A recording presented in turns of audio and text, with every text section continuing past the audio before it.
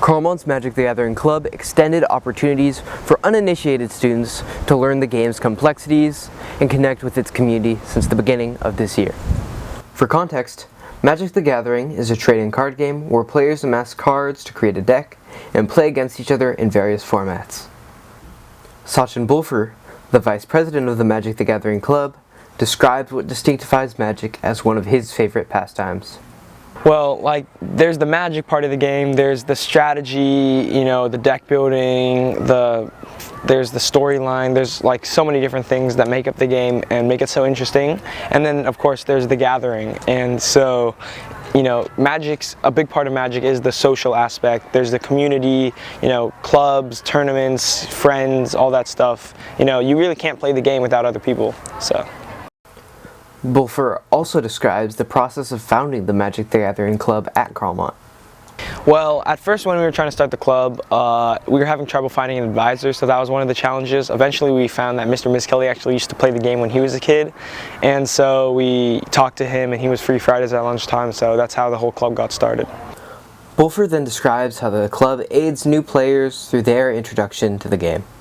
I mean, there's the cost of entry and getting the cards, of course, but with a community at Carmel, you can always, borrow decks, everyone's free to lend them. There's online, sites you can practice on and play on. There's the video game version, all that stuff.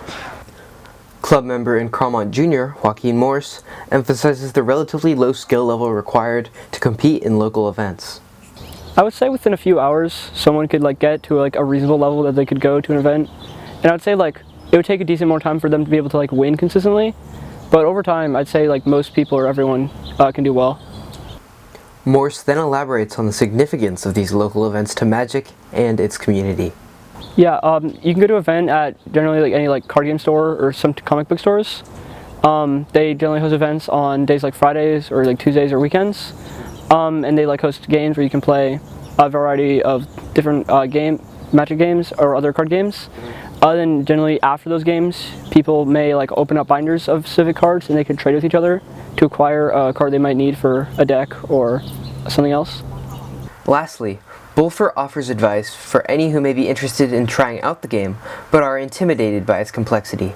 Just come to a club meeting, see what it's like, try out the game, look it up, watch a YouTube video, you really just throw yourself into it, get interested in it, and if it seems like something you'd like, then come talk to us. We'll help you get into it, and it's a great game. It's fun, social, and everything in between.